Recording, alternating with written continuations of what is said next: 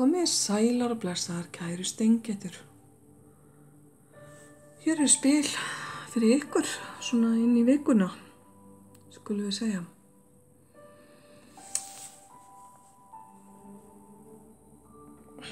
Það bikardrottningin sjálf.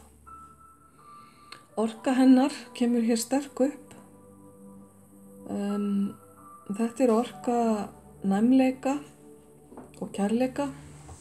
Og ef þið vill táknar þessi drottning þig sjálfa, kæra steingeit, eða einhvern í lífið þínu, einhvern sem þú ert að fara að eiga samskipti við. Þetta manneskja sem eins og ég sagði, ákaflega næm, ákaflega opin. Hún skynjar allar tilfinningar mjög djúpt og hún virkar sem spegill fyrir aðra. Leyfir öðrum að spegla sig svolítið í sér. Og þannig huggun og hjálp fyrir marga. Þessi manneskja þarf svolítið að passa mörkin sín og gæta þess að eiga alltaf nægjanleg úrræði fyrir sig sjálfa því að það tekur á að hjálpa öðrum á þennan hátt og vera svona næmur. Og hún vill stundum gleyma sinni eigin tilfinningalegu næringu eða líðan.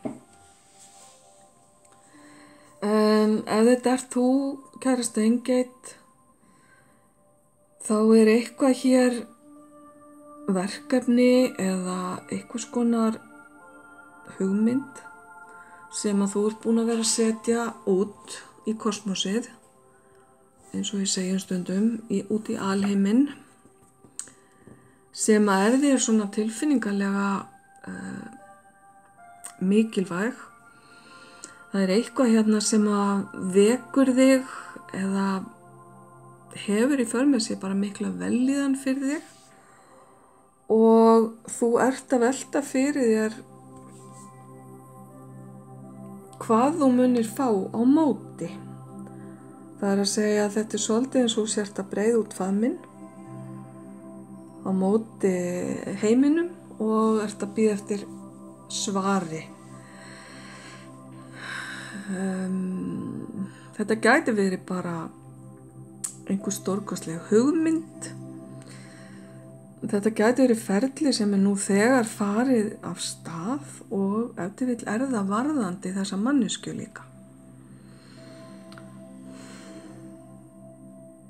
Kemur kannski betur í ljós hérna á eftir. Þegar ég tek englaspil. Já, ég sem að taka englaspilið ykkar bara strax.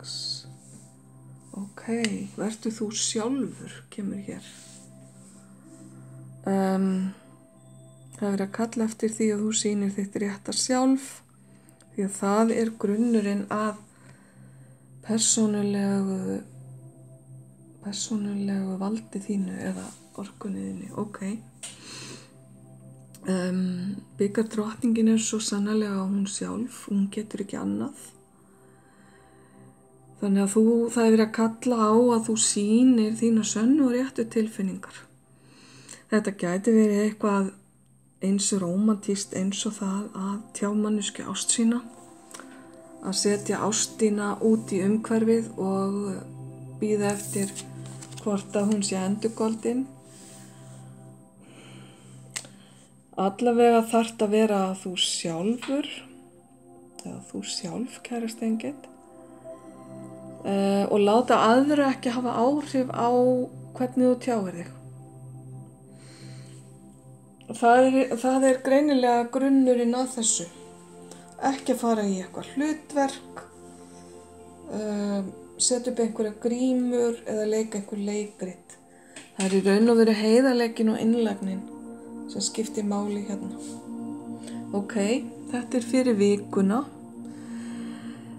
Þannig að það á eftir að koma í ljós hvort þetta bara lýsing á þér eða hvort þú ert að fara að eiga samskipti við einhvern sem þetta kemur upp.